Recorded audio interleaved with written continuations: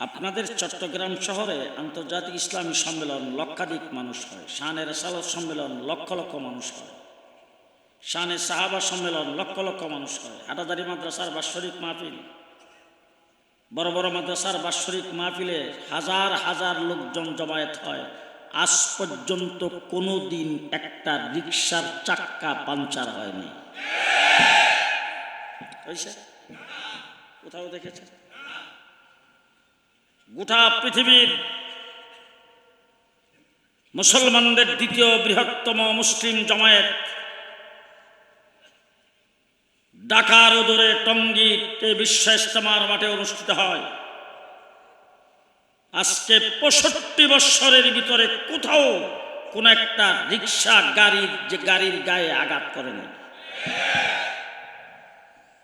শান্তির রাজ আমরাই কায়েম করেছি।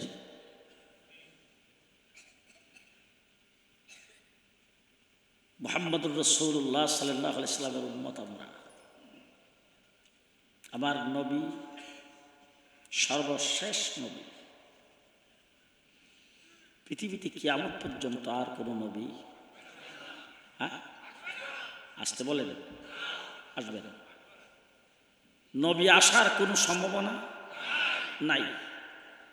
আমার রাসূল সাল্লাল্লাহু আলাইহি ওয়াসাল্লামের উদ্দেশ্যে আল্লাহ পাক এই গোটা পৃথিবী সৃষ্টি করেছেন। আমার নবী হলেন মূল মকসুদ। রাসূলুল্লাহ সাল্লাল্লাহু আলাইহি ওয়াসাল্লামকে যদি আল্লাহ পাক সৃষ্টি না করতেন তাইলে আসমান জমিন কিছুই বানাইতেন না। এসব বাদ দিয়ে এখন যদি আমি আপনাদের কাছে বলি, আমার নবী যদি পৃথিবীতে না আসতো বঙ্গবন্ধু নামে কোনো লিডার হতো না। আমার নবী পৃথিবীতে না আসলে 71 মুক্তিযুদ্ধ হতো না। আমার রাসূল পৃথিবীতে না আসলে বাংলাদেশ নামে কোনো দেশ হতো না। আমার রাসূল পৃথিবীতে না আসলে কর্ণফুলী নদীও হতো না, ট্যানেলও হতো না, পদ্মা ব্রিজও হতো না। ঠিক কিনা বলেন? রাসূলুল্লাহ সাল্লাল্লাহু আলাইহি ওয়াসাল্লাম সৃষ্টির মূল উদ্দেশ্য, মূল মকসুদ। কথা বুঝো বাংলা, আমি আপনাদেরকে বুঝাইতে পারতেছি না। আমার নবী হলেন গোটা পৃথিবী, গোটা সৃষ্টি জগতের মূল উদ্দেশ্য। তার উপলক্ষে, তার উদ্দেশ্যে, তার মকসুদেই আল্লাহ পাক পৃথিবীটাকে সৃষ্টি করেছেন। দৃষ্টান্ত স্বরূপ আপনাদেরকে যদি বুঝাইতে চাই, কিছুক্ষণের যদি একটা কথা একটু মেনে নিতে হবে। আমাকে আপনারা বেশ অনেক আগে দাওয়াত করেছেন আজকের মাহফিলে। আমি দাওয়াত রেখে আপনাদের এইখানে আজকে আসব, আমি হইলাম এই মাহফিলের মূল উদ্দেশ্য। আমি আসব এই জন্যে, এই উদ্দেশ্যে, এই উপলক্ষে আজকের মাহফিলের ইন্তজাম। কিছুক্ষণের জন্য মেনে নেন, পরে বাদ দিয়ে দিন। এখন বলেন তো, আমি আসছি আগে না প্যান্ডেল বানাইছেন আগে? হ্যাঁ, লাইট তো আমি আসার পরে লাগাইছি। লাইটও আগে, স্টেজটা বোধ আমি আসার পরে করছি। স্টেজও আগে, মাইকটা। জি, আমি হইলাম এই মাহফিলের মূল মকসুদ, মূল উদ্দেশ্য। আমি আসছি পরে, প্যান্ডেল করেছেন আগে। ঠিক সৃষ্টি জগতের মূল উদ্দেশ্য নবী মুহাম্মদুর রাসূলুল্লাহ। আল্লাহ পাক আসমান তৈরি করেছেন আগে, নবী মুহাম্মদকে পৃথিবীতে প্রেরণ করেছেন পরে। চন্দ্র সূর্যের লাইট লাগাইছেন আগে, নবী মুহাম্মদকে পৃথিবীতে প্রেরণ করেছেন পরে। জমিন তৈরি করেছেন আগে, নবী মুহাম্মদকে পৃথিবীতে প্রেরণ করেছেন পরে। বুঝাইতে পারতেছি? যে ভাত খান চাউলের না ধানের? চাউল আগে না ধান আগে? হ্যাঁ, ধান আগে। আমাদের দেশের সিস্টেম হলো ধানটারে আগে পানি দিয়ে ভিজায়া চাপা দিয়া রাখে। চাপ দিয়া রাখার পরে 2-3 দিন পরে বের হয় গেরা। আপনাদের দেশে কি বলে আমি জানি না। গ্যাস গ্যাস গ্যাস গ্যাস বের হয়েছে কি? গ্যাস বের হওয়ার পর কি খিচুড়ি পাক করে খায়? গ্যাস বের করার উদ্দেশ্য হইল চাউল, উদ্দেশ্য চাউল। এবার এই গ্যাসটারে নিয়ে এসে ফালাইছে কাদা মাটিতে, উদ্দেশ্য হলো চাউল। এরপর এটারে বলে জ্বালা, জ্বালাটা একটু বড় হয়েছে, এটারে নিয়ে উঠে ক্ষেতের মধ্যে লাইন ধরে লাগাইছে, উদ্দেশ্য হলো চাউল। সার দিছে, গোবর দিছে, পানি দিছে, ধান গাছটা আস্তে আস্তে বড় হয়েছে, উদ্দেশ্য হলো চাউল। ধানের শীষ ধরছে, উদ্দেশ্য হলো চাউল। এরপরে আগে কাশি দিয়ে কাটতো, এখন মেশিন দিয়ে কাটছে, উদ্দেশ্য হলো চাউল। আগে গরু দিয়ে পাড়াইতো, এখন মেশিন দিয়ে সরাইছে, উদ্দেশ্য হলো চাউল। এরপরে পানি দিয়ে ভিজাইয়ে সিদ্ধ করছে, উদ্দেশ্য হলো চাউল। রোদ্রে দিয়ে শুকাইছে, উদ্দেশ্য হলো চাউল। মেশিনে ভাঙ্গায় চাউল বের করছে। আগে যত কিছু করলো কোন উদ্দেশ্যে? হ্যাঁ, চাউলের উদ্দেশ্যে। চাউল আসলো কখন? চাউল আসছে সকলের পরে। মূল উদ্দেশ্য হলো চাউল, চাউল আসছে সকলের পরে।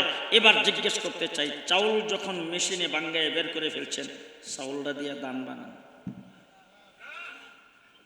চাউল থেকে দান হবে? পানিতে ভিজায় রাখলে গেরা হইব, গ্যাস হইব? কাদা মাটিতে ফারাইলে জ্বালা হইব? জি, চাউল হলো মূল উদ্দেশ্য। চাউল হয়ে যাওয়ার পরে চাউল দিয়া যেমন দান করা যাবে না, ঠিক তেমনি করে সৃষ্টি জগতের উদ্দেশ্য নবী মুহাম্মদুর রাসূলুল্লাহ, তিনি পৃথিবীতে আগমনের পরে নতুন কোন নবী হবে না।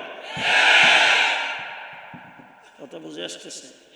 এবার জিজ্ঞেস করতে চাই, চাউল যখন হয়ে গেছে, চাউল দিয়ে কি ভাত পাক করা সম্ভব? খিচুড়ি, পোলাও, বিরিয়ানি, তেহারি, হ্যাঁ, জর্দা, পায়েস, ফিরনি, পিঠা বানানো, গড়ি কোটা, ছাতো করা সম্ভব? সম্ভব। ঠিক তেমনি করে চাউল হলো মকসুদ। চাউল হয়ে যাওয়ার পরে চাউল দিয়ে তো দান করা সম্ভব নয়, কিন্তু চাউল থেকে যেমন পিঠা বানানো সম্ভব, আমার নবীর নবুয়তি ইলম থেকে আল্লাহ মুহাম্মদ শফি হওয়া সম্ভব, নবী হওয়া সম্ভব।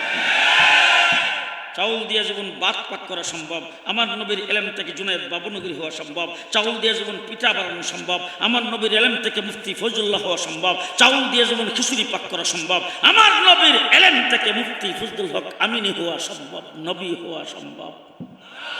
নবী হওয়া সম্ভব, ওলি হওয়া সম্ভব, বুজুর্গ হওয়া সম্ভব, মুফতি হওয়া সম্ভব, মুহাদ্দিস হওয়া সম্ভব, মুফাসসির হওয়া সম্ভব, গাউস হওয়া সম্ভব, কুতুব হওয়া সম্ভব, নবী হওয়া সম্ভব নয়। নবী হওয়া সম্ভব নয়।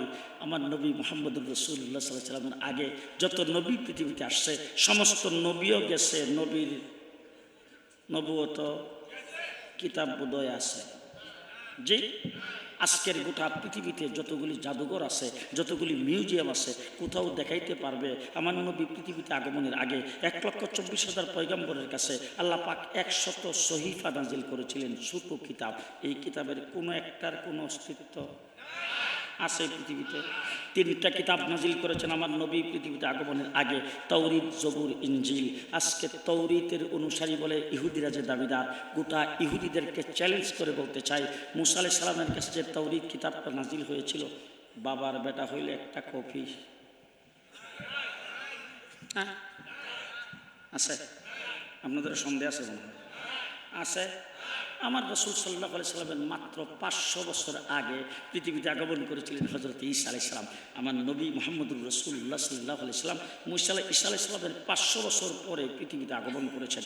রাসূল 500 বছর পরে আইসা দেখে ঈসা আলাইহিস সালামের আদর্শ, তার কৃষ্টি কালচার, তার সংস্কৃতি, তার তরিকা, তার শরীয়ত কিছুই বিদ্যমান নাই। ইনজিল কিতাবের বংশ নাই। বাইতুল্লাহর চতুর্দিকে লাগাইছে 360 বুত। লাত, উজ্জা, মানাত আর হুবুলের পূজা করে। বাইতুল্লাহর ভিতরকে মূর্তি দিয়া সাজানো হয়েছে। বাইতুল্লাহ শরীফ উলঙ্গ হয়ে তওয়াফ করে। বর্বরতার এমন চরম পর্যায়ে পৌঁছেছে, মেয়ে সন্তান জন্মগ্রহণ করলে জিন্দা কবর দেয়। কয় বছর পরে? 500 বছর পরে। শেষ কথা বলতে চাই, আজকের পৃথিবীতে খ্রিস্টানরা বাহাদুরি করে বেশি। আমেরিকান ধর্মটা কি? কানাডা, ইউরোপ, অস্ট্রেলিয়া, গোটা পৃথিবীর সিংহভাগ যারা দখল করে রেখেছেন, যাদের হাতে অস্ত্র, যাদের হাতে অর্থ, যাদের হাতে ডলার, যাদের হাতে ক্ষমতা, যারা সারা পৃথিবীতে বাগদরি করে, ওই মাতবরদেরকে জিজ্ঞেস করতে চাই, ডলার আছে, অস্ত্র আছে, ক্ষমতা আছে, পাওয়ার আছে, বুদ্ধি আছে, সব কিছু আছে, তোমাদের ধর্মগ্রন্থের একটা হাফেজ আছে? পৃথিবীর কোথাও একটা হাফেজ নাই। বাদ দিলাম হাফেজ, ঈসা আলাইহিস সালামের কাছে যে ইনজিল কিতাবটা নাজিল হয়েছিল, এটার একটা কপি আছে? আছে কোথাও? আমি ইটালিতে গেছি, একদম বেটেগান সিটির পাশে এক মসজিদ আমার বয়ান, সেখানে আমি চ্যালেঞ্জ করে বলে আসছি, গোটা পৃথিবীর খ্রিস্টানদেরকে চ্যালেঞ্জ, ঈসা আলাইহিস সালামের কাছে যে ইনজিল কিতাবটা নাজিল হয়েছিল, তার একটা কপি বাবার বেটা হইলে পৃথিবীর কোনো মিউজিয়ামে দেখাও। আছে? আশ্চর্যের কথা শুনেন, আমার কোরআন কোন ভাষায়? আরবি ভাষায়। আরবি ভাষার অস্তিত্ব পৃথিবীতে নাই তো? আছে? কোনখানকার ভাষা আরবি? সৌদি আরব, আরব আমিরাত, কাতার, কুয়েত, জর্দান, ফিলিস্তিন, বাহরাইন, মিশর, ভাষা কি? আরবি। গোটা মিডল ইস্টের বিশাল একটি অংশ আরবি ভাষায় কথা বলে, কোরআনের ভাষায় কথা বলে। আমার কোরআন যেই ভাষায় নাজিল হয়েছে, সেই ভাষার অস্তিত্ব পৃথিবীতে আছে। ঈসা আলাইহিস সালামের কাছে ইনজিল কিতাব যেই ভাষায় নাজিল হয়েছিল, সেই ভাষার অস্তিত্ব পৃথিবীর কোথাও দেখা জি আছে? কোথাও আছে? নাই। আমার নবী দুনিয়ার থেকে গেছে কয় বছর? জি 1450 বছর। ফজরের নামাজ ছিল 16 রাকাত, এখন আছে 4 রাকাত। উজুর ফরজ ছিল 32টা, রয়েছে 4টা। হ্যাঁ, গোসলের ফরজ ছিল 12টা, এখন আছে 3টা। জি, কোথা দিয়ে আসতে কম? হ্যাঁ, জোহরের নামাজের ফরজ ছিল 12 রাকাত, এখন রয়েছে 4 রাকাত। সূরা ফাতিহার আয়াত ছিল 32টা, এখন রয়েছে 7টা। কথা বলেন? জি। হাতের নখ কাটার সুন্নত 1450 বছর পরে এখনো আছে। মাথার চুল কাটার সুন্নত, টুপির সুন্নত, দাড়ির সুন্নত, জুতা পরার সুন্নত, হাঁটার সুন্নত, বসার সুন্নত, উঠার সুন্নত, শোয়ার সুন্নত, খাওয়ার সুন্নত, পানি পান করার সুন্নত, দুধ পান করার সুন্নত নাই। আদনার চাইতে আদনা একটা সুন্নতের কোনো পরিবর্তন হয় নাই। যুগের পরিবর্তন হয়েছে, সুন্নতের পরিবর্তন হয় নাই। 1450 বছর কিয়ামত পর্যন্ত থাকবে কোনো পরিবর্তন? কোনো পরিবর্তন হবে না। অতীতে নবী পৃথিবীতে আগমন করেছেন, নবী চলে গেছেন, পরবর্তীতে বলছেন আমার পর আবার নবী আসবে, আমার পর আবার নবী আসবে। ঈসা আলাইহিস সালাম ঈসা দর্থহীন ভাষায় ঘোষণা করেছেন, মুবাশশিরাম বিরাসূলি ইয়াতি মিন বাদি ইসমুহু আহমদ, আমি দুনিয়ার থেকে চলে যাচ্ছি, খুশখবরি দিয়ে গেলাম, আমার পরে আসবে বিশ্ব নবী, আখেরি নবী, আহমদ নবীর নবী মুহাম্মদুর রাসূলুল্লাহ সাল্লাল্লাহু আলাইহি ওয়াসাল্লাম। চলে গেছেন সবাই, কেউ কোনো খলিফা নিয়োগ করে যান নাই, কেউ তার নায়েব নিয়োগ করে যান নাই। তার পরবর্তী তার শরীয়ত, তার দিন, তার তরিকা কীভাবে থাকবো, সেই কোনো ফিকির তারা কেউ করে যান নাই। আমার নবী মুহাম্মদুর রাসূলুল্লাহ সাল্লাল্লাহু আলাইহি ওয়াসাল্লাম পৃথিবীতে এসে ঘোষণা করেছেন, অতীতের নবীরা বলেছেন পরবর্তী নবী আসবে, পরবর্তী নবী আসবে, পরবর্তী নবী আসবে। আমি উম্মতের সামনে কিয়ামত পর্যন্ত আগত মানুষের সামনে ঘোষণা করলাম, আনা খাতামুন নবিয়্যিন লা নবিয়্যা বাদি, আমি সর্বশেষ নবী, কিয়ামত পর্যন্ত আর কোনো নবী নাই। আলাইকুম বিসুন্নতি ওয়া সুন্নাতিল খুলাফায়ে রাশিদিন মাহদিয়িন। অতীতে নবী আসছে, কেউ তার খলিফা নিয়োগ করে যান নাই। আমি তোমাদের সামনে ঘোষণা করে গেলাম, আমার পরে খুলাফায়ে রাশিদিন আসবে। দিন ইসলামের ব্যাপারে, দ্বীনের ব্যাপারে, আমলের ব্যাপারে, মাসলা মাসাইলের ব্যাপারে খুলাফায়ে রাশিদিন যেই সিদ্ধান্ত নেবে, আমারটা মানা উম্মতের জন্য জীবন জরুরি, খুলাফায়ে রাশিদিনেরটাও মানাতে মন জরুরি। কথা কি বুঝে আসতেছে? হুজুর আকরাম সাল্লাল্লাহু আলাইহি সাল্লাম বলেছেন, আমার অতীতে যত নবী পৃথিবীতে আগমন করেছেন, কোনো নবী তার নায়েব ঠিক করে যান নাই। উম্মতের সামনে আমি ঘোষণা করে গেলাম, ইন্নাল উলামা ওয়ারাসাতুল আম্বিয়া। ভালো করে শুনে রাখো, আমার উম্মতের উলামায়ে কেরাম শুধু আমি মুহাম্মদুর রাসূলুল্লাহ সাল্লাল্লাহু আলাইহি সাল্লামের নায়েব নয়, যেহেতু আমার পর আর কোনো নবী নাই। আদম থেকে আমি পর্যন্ত যত নবী পৃথিবীতে আগমন করেছেন, সমস্ত নবীদের নায়েব এই উম্মতের উলামায়ে কেরাম, সমস্ত নবীদের নায়েব। মুহাম্মদুর রাসূলুল্লাহ সাল্লাল্লাহু আলাইহি ওয়াসাল্লাম দুনিয়া থেকে চলে গেছে। আজকে 1450 বছর পর্যন্ত দিন রাসূল যেইভাবে রেখে গেছেন, আল্লাহ পাক যেইভাবে নাজিল করেছিলেন, সেইভাবে সেই দিন এখনো আছে, কমপ্লিট দিন কিয়ামত পর্যন্ত থাকবে। একটু বাড়ানো যাবে না, একটু কমানো যাবে? যাবে। দৃষ্টান্ত স্বরূপ বলতে চাই, বাংলাদেশটা স্বাধীন, 9 মাস রক্তক্ষয়ী যুদ্ধের পরে 30 লক্ষ শহীদের বিনিময়ে দেশ স্বাধীন হয়েছে। স্বাধীনতার পরে যখন পাকিস্তান হানাদার বাহিনী যখন আত্মসমর্পণ করেছেন, রেডিও টিভিতে আমরা তখন ছোট ছিলাম, ঘোষণা শুনতাম, মুক্তিযুদ্ধ যারা যেখান থেকে করেছ তাদের হাতে ছোট বড় যত অস্ত্র আছে সমস্ত অস্ত্র জমা দাও। মুক্তিযুদ্ধরা তখন ফাঁকা গুলি টুলি সেইরা ফুসফাস আওয়াজ কইরা অস্ত্র সব জমা দিয়ে দিল। দেশটা 56,000 বর্গ মাইল স্বাধীন। এখন ভারত থেকে, বর্মার থেকে, পৃথিবীর কোনো দেশ থেকে অবৈধভাবে জিনিসপত্র যদি বর্ডার দিয়ে খালি ঢুকতে থাকে, দেশের ক্ষতি না লাভ? ক্ষতি। বাংলাদেশের পেঁয়াজ, বাংলাদেশের সার, বাংলাদেশের ইলিশ মাছ যদি অবাধে বর্ডার দিয়া যাইতে থাকে, দেশের জন্য ক্ষতি না লাভ? ভিতরে ঢুকলেও ক্ষতি, ভিতর থেকে বের হইল ক্ষতি। এখন ভিতরে যাতে কেউ কোনো কিছু ঢুকাইতে না পারে, বাংলাদেশের স্বাধীন সার্বভৌম বাংলাদেশে অবৈধভাবে কেউ যাতে কিছু ঢুকাইতে না পারে, অবৈধভাবে বাংলাদেশ থেকে কেউ যাতে কিছু বের করতে না পারে, এই জন্যে বর্ডার গার্ড নিয়োগ করেছেন গণপ্রজাতন্ত্রী বাংলাদেশ সরকার। ঠিক কিনা বেঠিক?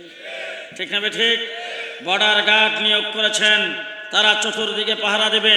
কেউ কোনো কিছু নিয়ে ভিতরে ঢুকতে পারবে না, ভিতর থেকে কেউ কিছু বের করতে পারবে না। তার দায়িত্ব হলো বিজেপির, তারা সেটা পাহারা দেবে। দেশ স্বাধীন। এই দেশের উপর যদি কেউ রক্তচক্র দেখায়, দেশের উপর যদি কেউ আক্রমণ করে, যদি বার্মার বর্ডার বার্মার সেল যদি বাংলাদেশে এসে পড়ে, বাংলাদেশের জানমালের ক্ষতি হয়, তার যদি প্রয়োজন হয় বার্মার সাথে যুদ্ধ করা লাগবে। সেই জন্য গণপ্রজাতন্ত্রী বাংলাদেশ সরকার ঠিক করেছেন সেনাবাহিনী, নৌবাহিনী, বিমান বাহিনী। দেশের মানুষ একজন আরেকজনের নাক ফাটায় ফেললো, হাত পা ভেঙে ফেললো, মাল সম্পদ চুরি করলো, জানমালের ক্ষতি করলো, সেটা যেন না করতে পারে, এই জন্য গণপ্রজাতন্ত্রী বাংলাদেশ সরকার নিয়োগ করেছেন পুলিশ বাহিনী। জানমালের ইজ্জত রক্ষার জন্য হলো পুলিশ বাহিনী। ঠিক না ঠিক? ঠিক না ঠিক? দেশ স্বাধীনের পরে দেশকে ঠিক রাখতে হলে এই ধরনের বাহিনীর দরকার। দিন ইসলাম কমপ্লিট। মুহাম্মদুর রাসূলুল্লাহ সাল্লাল্লাহু আলাইহি ওয়াসাল্লাম 100 লক্ষ সাহাবায়ে কেরামকে নিয়ে আরফার ময়দানে হাজির হয়েছে। সেখানে আয়াত নাযিল হয়েছেন, আল ইয়াউমা আকমালতু লাকুম দীনাকুম, আজকের দিনে তোমাদের দিনকে তোমাদের জন্য অল কমপ্লিট করে দিলাম। এই কমপ্লিট দিন মুহাম্মদুর রাসূলুল্লাহ সাল্লাল্লাহু আলাইহি ওয়াসাল্লাম সাহাবায়ে কেরামের সামনে রেখেছেন। আর বলছেন, বাল্লিগু আন্নী ওয়ালাউ আয়া, একটা আয়াত যদি তোমাদের কাছে পৌঁছে থাকে, পরবর্তী মানুষের কাছে পৌঁছায় দেওয়ার দায়িত্ব তোমাদের। কমপ্লিট করেছেন আল্লাহ পাক মুহাম্মদুর রাসূলুল্লাহ সাল্লাল্লাহু আলাইহি ওয়াসাল্লামের মাধ্যমে আল্লাহর দিন। সেই কমপ্লিট দিন রাসূল উম্মতের কাছে রেখে হুজুর আকরাম সাল্লাল্লাহু আলাইহি ওয়াসাল্লাম চলে গেছে। এখন যদি দিনের ভিতরে কেউ কোনো কিছু ঢুকাইতে চায়, আর দিন থেকে যদি কেউ কাটছাট করে কিছু বের করতে চায়, এটার জন্য পাহারাদারের দরকার। জি আছে। দিনের ভিতরে যদি কেউ কোনো কিছু ফিতনা সৃষ্টি করে, সেটার জন্য পাহারাদারের দরকার আছে না নাই? গণপ্রজাতন্ত্রী বাংলাদেশ সরকার ঠিক করেছেন পাহারাদার হিসাবে বিজেপি, আর এই উম্মতের জন্য দ্বীনের পাহারাদার হিসাবে আল্লাহ রাব্বুল আলামিন ঠিক করেছেন উলামায়ে কেরাম। উলামায়ে কেরাম দিন ইসলামের কন্ট্রাক্টর না, কিন্তু কি পাহারাদার। পাহারাদার কি? পাহারাদার। দৃষ্টান্ত স্বরূপ, আপনাদের রাগ করবেন না তো, দৃষ্টান্ত স্বরূপ বলতে চাই। আমার রাসূল বলেছেন এই উম্মতের জন্য ঈদ 2টা। ঈদ কয়টা? রাসূল বলেছেন এই উম্মতের জন্য কিয়ামত পর্যন্ত ঈদ কয়টা? 2টা। এখন যদি কোনো ব্যক্তি এসে স্লোগান দিয়ে দুষ্টের জুলুস বের করে বলে সকল ঈদের সেরা ঈদ ঈদে মিলাদুন নবী 12 রবিউল আব্বাল, আরেকটা ঈদ নতুন করে যদি ঢুকাইতে চাই, পাহারাদারির কোনো দরকার নাই তো? এই কথাটা দিয়ে আসতে গেলেন জি আছে না নাই? আছে, খুব ভালো করে বুঝেন। রাসূল বলছেন আলাইকুম বিসুন্নতি ওয়া সুন্নাতিল খুলাফায়ে রাশিদিন আল মাহদিয়িন, আমার সুন্নাত উম্মতের জন্য যেমন করণীয় খুলাফায়ে রাশিদিনের সুন্নাত তেমন করণীয়।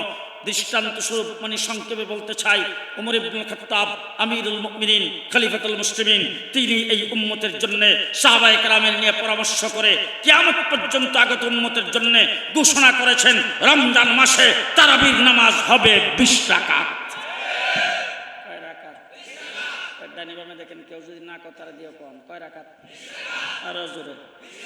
যদি কোনো ব্যক্তি 20 রাকাত তারাবির নামাজ না মানে সেই ব্যক্তি আহলে সুন্নাতুল জামাতের সদস্য নয়। তাহলে 20 রাকাত তারাবির নামাজ, এখন যদি কোনো ব্যক্তি এসে 12 রাকাতকে চুরি করে 8 রাকাত রাখতে চায়, পারাদারের দরকার নাই তো? হ্যাঁ আছে। হযরতে বেলাল ছিল রাসূল সাল্লাল্লাহু আলাইহি সাল্লামের মুয়াজ্জিন। বেলাল আযান দিত, আল্লাহু আকবার বলে শুরু করত, লা ইলাহা ইল্লাল্লাহ বলে শেষ করত। এখন যদি কোনো ব্যক্তি এসে আযানের আগে পরে সালাত ও সালাম ঢুকাইতে চায়, পাহারাদারের দরকার নাই তো? আছে আছে। জুমার নামাজের আযান কয়টা? 2টা। কোনো ব্যক্তি যদি একটারে কাটতে আরেকটা রাখতে চায়, পাহারাদারের দরকার নাই তো? তেমনি করে খুব ভালো করে বুঝেন, ভালো করে বুঝেন। আইয়ুব খান ফ্যামিলি প্ল্যানিং আইন জারি করেছেন শামসুল হক ফরিদপুরি রহমতুল্লাহ আলাইহির নেতৃত্বে। এই দেশের উলামায়ে কেরাম তার মোকাবেলা করেছে। বাংলাদেশ স্বাধীনের পরে রাজনৈতিকভাবে যখন এই দেশ থেকে ইসলামকে বিদায় করার ষড়যন্ত্র শুরু করেছেন, হযরত হাফিজ জি হুজুর খানকাত থেকে বের হয়ে তার নেতৃত্বে উলামায়ে কেরাম দিনদার ব্যক্তিরা সেই রাজনৈতিকভাবে তার মোকাবেলা করেছেন। যখন কোরআন পরিবর্তনের কথা তসলিমা নাসরিন বলেছেন, বাইতুল মুকাররমের খতিব উবাইদুল হকের নেতৃত্বে মোকাবেলা আমরা করেছি, পাহারাদারি আমরা করেছি। যখন হাইকোর্ট থেকে 2 জন বিচারপতি ফতোয়ার বিরুদ্ধে রায় দিয়েছেন, মুফতি ফজলুল হক আমিরের নেতৃত্বে পাহারাদারি আমরা করেছি। শিখা চিরন্তন জেলে এদেশের যখন মুশরিক বানাইতে চেয়েছে, শাইখুল হাদিস আল্লামা আজিজুল হকের নেতৃত্বে পাহারাদারি আমরা করেছি। নাস্তিকার মুরতাদরা একত্রিত হয়ে রাত্র দিন মেয়ে পুরুষ একত্রিত থেকে অনৈতিক কার্যক্রম করে আল্লাহ আল্লাহ রাসূলের বিরুদ্ধে যখন কটূক্তি করেছেন, আল্লামা আহমদ শফি রহমতুল্লাহ আলাইহির নেতৃত্বে শাপলা চত্বরে এক সাগর রক্তের বন্যা বসায় দিয়ে আমরাই পাহারাদারি করেছি।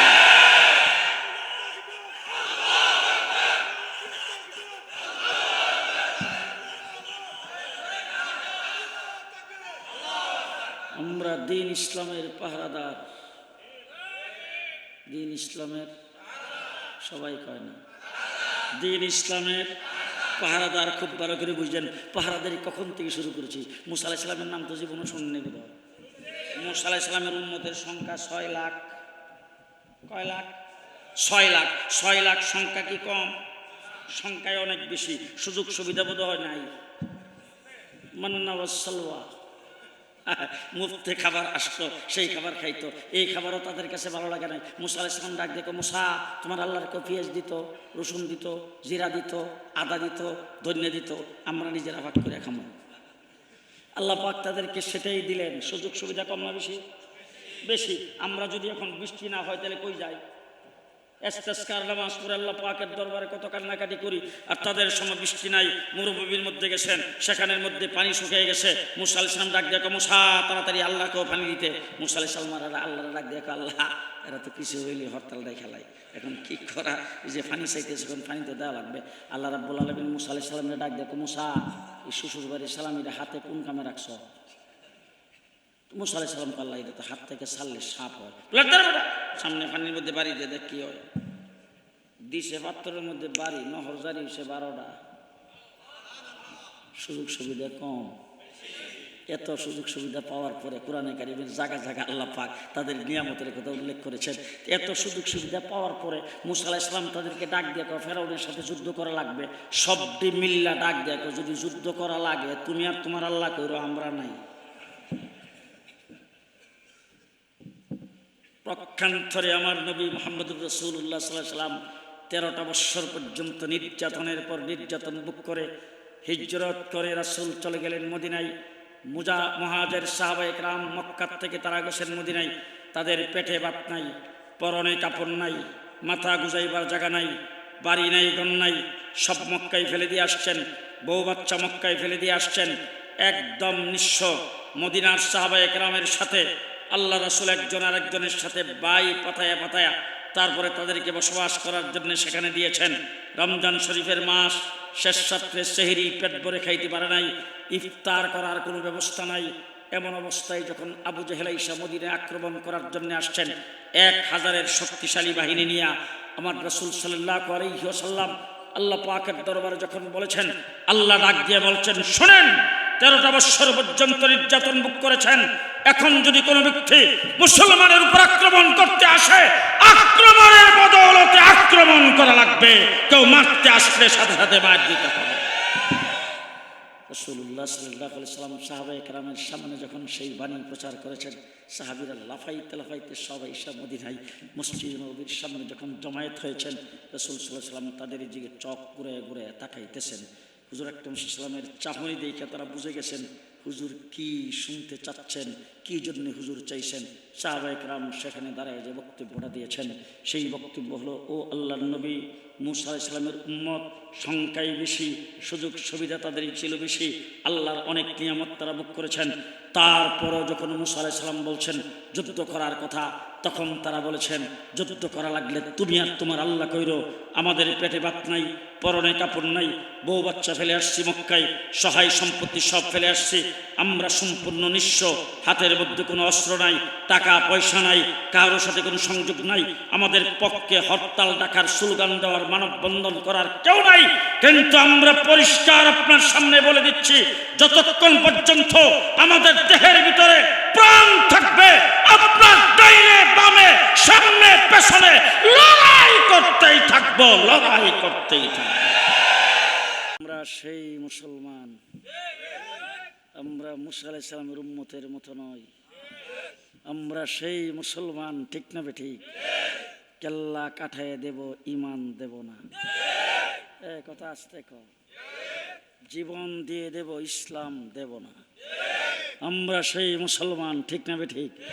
313 জন দাঁড়ায় বলছেন, জীবন দিয়ে দেব, ইসলাম দেব না, ইমান দেব না, আপনার গায়ে আঁচল লাগতে দেব না। তখন থেকে লড়াই শুরু হয়েছে। দিন হেফাজতের দায়িত্বভার আল্লাহ নিবেন। আল্লাহ কিভাবে নিয়েছেন? আমার নবী দুনিয়ার থেকে চলে যাওয়ার পরে খলিফাতুল মুসলিমিন, আমিরুল মুমিনিন হয়েছেন হযরত আবু বকর সিদ্দিক।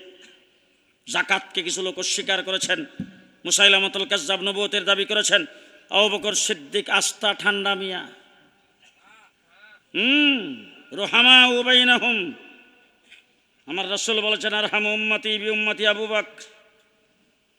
সে আবু বকর সিদ্দিক দাঁড়ায় বলছেন, বুক টান করে, আয়ানকুসুদ্দিন ওয়া আনা হাইয়ুন, আমি জিন্দা থাকতে দিনের সামান্য ক্ষতি হবে, আবু বকর সিদ্দিক তা বরদাস্ত করবে না, ঠিক না বেঠিক? সাহাবায়ে কেরামের যুগ গেছেন। ইমামে আজম আবু হানিফা রাহমাতুল্লাহি আলাইহি, তার মৃত্যু হয়েছে জেলখানায়। ইমাম আহমদ ইবনে হাম্বলের গায়ে দৈনিক 80টা করে দুর্রা মারা হতো। ইমাম মালিককে পিটাইতে পিটাইতে হাত পাও ভেঙে দেওয়া হয়েছে। আমার ভাইরা ইমাম বুখারী রাহমাতুল্লাহি আলাইহিকে রাতের অন্ধকারে বুখারাত থেকে বের করে দেওয়া হয়েছে। নির্যাতন প্রত্যেক যুগে যুগে আসছে, কিন্তু কেল্লা কাটায় দিছে মুসলমান, মাথা নত করে নাই। ঠিক কিনা বলেন? ঠিক কিনা বলেন? তাহলে এই পর্যন্ত মোকাবেলা যে করে এসেছি, সামনে যদি বাংলাদেশ থেকে ইসলামকে কেউ উৎখাত করতে চায়, ঘুমাইছেন মনে হয়।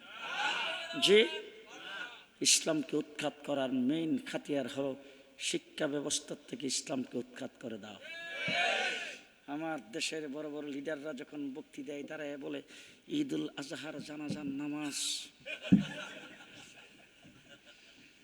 আমার দেশের বড় শিক্ষিত প্রফেসর, ইঞ্জিনিয়ার, ডাক্তার, মন্ত্রী, মিনিস্টার যখন ইন্তেকাল করে, তখন তাদের জানাজায় যখন যায় হিন্দু লাইনে খারয়। জানাজার নিয়ত বান্দার, জানাজার তরিকা, জানাজার খারইবার ডং দেখলে আমরা কি এর হাসি, শয়তানও হাসে। কথা আসতে কন জি। এই অবস্থাটা কেন হলো? কেন হলো? মাদ্রাসায় কয়জন পড়ে বলেন? কয়জন? বাংলাদেশে মেট্রিক পরীক্ষা হচ্ছে এখন, মেট্রিক পরীক্ষা দিচ্ছেন 20 লাখ। কয় লাখ? 20 লাখ। আর আমার বাংলাদেশ না, গোটা দক্ষিণ পূর্ব এশিয়ায়, দক্ষিণ পূর্ব এশিয়ায় কি গোটা পৃথিবীর সবচাইতে বেশি মাদ্রাসায় পড়ুয়া ছাত্র হলো হাটহাজারী মাদ্রাসায়। এত ছাত্র দেওবন্দ মাদ্রাসায়ও নাই। তাহলে সারা বাংলাদেশের সবচাইতে বড় মাদ্রাসা হাটহাজারী, ওইটা সহ মিলায়া ছোট বড় সব মাদ্রাসা মিল্লা বুট হয়েছে হাইয়াতুল ওলিয়া, সেই বুড়ে দাউরে হাদিসের ছাত্র পরীক্ষা দিয়েছে মাত্র 35,000। মেট্রিক পরীক্ষা দিয়ে কয়জন? 20 লাখ। 20 লাখ। কয় লাখ? শতকরা 92% মুসলমানের সন্তানদের ভিতরে 2% পরে মাদ্রাসায়, 98% স্কুলে। তাহলে যারা স্কুলে পড়ে তাদের জন্য উজুর ফরজ জানার দরকার আছে? গোসলের ফরজ তো দরকারই নাই। হালাল হারাম জানার দরকার আছে? পাক না পাক জানার দরকার আছে? নামাজের দরকার নেই, নামাজ জানারও দরকার আছে। যদি দরকার থাকে তাইলে 98% ছাত্র কালকের থেকে সবাই মাদ্রাসায় ভর্তি করে দিয়েন। শেষ কথা। কালকে কিন্তু ওই সমস্ত হুজুরদের কইবেন যে কোথা থেকে মৌলবী ঢাকা থেকে ধরে আনছেন, এটার নাম ওয়াজ। কালকে কইবেন, কিন্তু আজকে শুনে রাখেন, সামনের দাওয়াত দিন না। কালকের থেকে 98% যারা স্কুলে পড়ে, যে 20 লাখ মেট্রিক পরীক্ষিত সব মাদ্রাসা ভর্তি করে দিবেন। সম্ভব? আসতে সম্ভব? আমার মতো কাঠমোল্লার দ্বারা এই দেশ চলবে না। ব্যারিস্টার লাগবে, ইঞ্জিনিয়ার, ডাক্তার, প্রফেসর দরকার আছে না নাই? দরকার আছে না নাই? যদি দরকার থাকে 98% যারা স্কুলে পড়ে তাদেরকে স্কুল থেকে মাদ্রাসায় আনা যাবে না, তাদেরকে স্কুলে রাখতে হবে। স্কুল যদি মুসলমানের ট্যাক্সের পয়সা যদি পরিচালিত হয়, স্কুল যদি মুসলমানের দেশের মুসলমানের সন্তানদের জন্য হয়ে থাকে, তাইলে আজকে আপনাদের পক্ষ থেকে, সকলের পক্ষ থেকে আওয়াজ উঠাইতে হবে। আমার দেশের 98% ছাত্রছাত্রী যে স্কুলে পড়ে, আমরা সেখানে রাইখা তাদেরকে ইসলাম শিক্ষা দিতে চাই। সুতরাং ক্লাস 1 থেকে শুরু করে ইউনিভার্সিটি পর্যন্ত সর্বস্তরে দ্বীনি শিক্ষা বাধ্যতামূলক করতে হবে। কে কে রাজি আছেন? হাত তোলেন।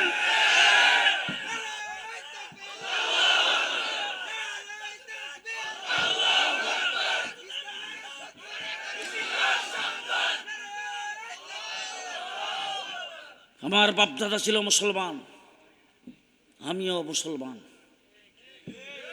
আমার সন্তান আমার ঘরে যখন জন্মগ্রহণ করেছে, তার জীবন প্রথম উদ্বোধন করেছে আল্লাহু আকবার আযান দিয়ে। সুতরাং আমার সন্তান স্কুলে পড়বে, শরীফ থেকে শরীফার গল্প পড়বে না। এই স্কুলে যাদের সন্তান পড়ে তারা বলবেন আমার সন্তান স্কুলে পড়বে, স্কুলে পড়ে তাকে আমি মুসলমান রাখতে চাই। শরীফ থেকে শরীফার গল্প পড়ায়া সমকামী বানাইতে চাই না। এই কথা আপনাদের বলা দরকার আছে না নাই? জি আছে না নাই? আপনার ছেলে স্কুলে পড়বে, মুসলমানের সন্তান, আপনি ডানখানে আজান আর বামখানে কামত দিয়েছেন, তার আজকে থেকে স্কুলে ভর্তি করেছেন।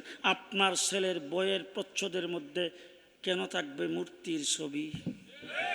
কেন থাকবে ডুল তবলা হারমোনিয়ামের ছবি?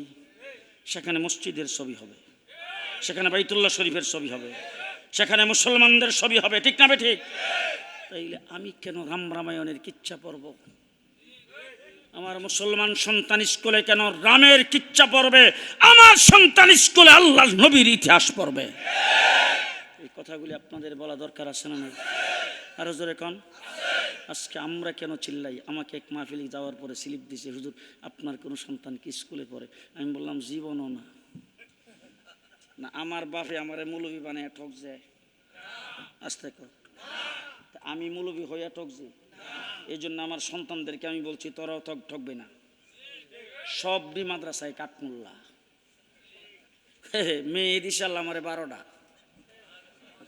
আমার 9 মেয়ে দাউরে হাদিস পারেক। মাশাআল্লাহ কোন। আলহামদুলিল্লাহ আলহামদুলিল্লাহ আলহামদুলিল্লাহ সুম্মা আলহামদুলিল্লাহ। 9 মেয়ে দাউরে হাদিস পারেক। 9 জন হাফেজ মৌলানা মুফতির কাছে বিয়ে দিছি, সবগুলি এক এক মাদ্রাসার মুহাদ্দিস। নাতি নাতকর সবাইরে ওসিয়ত করছি, স্কুলের বারিন্দা দেওয়া যাইবে না। আমি মৌলবিয়া ঠকছি না, তোরাও ঠকবে না, কথা কয় না। আমার সন্তান স্কুলে পড়ে না, মাদ্রাসায় পড়ে। আমারে জিজ্ঞেস করে, হুজুর তাইলে আপনি স্কুলের ছাত্রদের কিনে চিল্লাচিল্লি করেন কেন? পরিষ্কার ভালো করে মনে রাখেন, আমার কাছে আমার মাদ্রাসার ছাত্রর যে মূল্য, স্কুলের ছাত্ররও সেই মূল্য। আলেম ওলামায়ে কেরাম নবীর ওয়ারিস, নবীর যে দায়িত্ব আলেমের সে দায়িত্ব। নবীর দায়িত্ব হলো সর্বস্তরের মানুষের ঈমান আকীদার হেফাজত করা, সর্বস্তরের মানুষের কাছে দ্বীনের দাওয়াত পৌঁছায় দেওয়া, সর্বস্তরের মানুষকে জান্নাতমুখী করা। আলেমের দায়িত্ব হলো স্কুল কলেজের ছাত্রদেরকে দ্বীন শিক্ষা দেওয়া। ঠিক কিনা বলেন? ঠিক কিনা বলেন? বাংলাদেশটাকে, দেশ থেকে ইসলামকে উৎখাত করার জন্য দেশের মানুষকে রাম রামায়ণের কিচ্ছা পড়ায়া, তারপরে শরীফ থেকে শরীফার কিচ্ছা পড়ায়া সমকামী বানাইবেন, অবাধ যৌনচার শিক্ষা দিবেন, দেশটাকে ইউরোপিয়ানদের মতো বানাবেন। এই জন্যে 250 বৎসর লড়াই করে ইংরেজকে এই দেশ থেকে বিতাড়িত করে দেশ স্বাধীন আমরা করেছি। সুতরাং দেশ থেকে ইসলামকে কেউ বিদায় করতে আসবে, আমরাও প্রয়োজনে ইসলাম নিয়েই দেশে বেঁচে থাকবো, নতবা কেল্লা কাটাইয়া দেব। রাজি? রাজি? আল্লাহ কবুল করুক। সবাই বলেন আমিন, আরো জোরে বলেন আমিন। রাগ করছেন কেডা কেডা?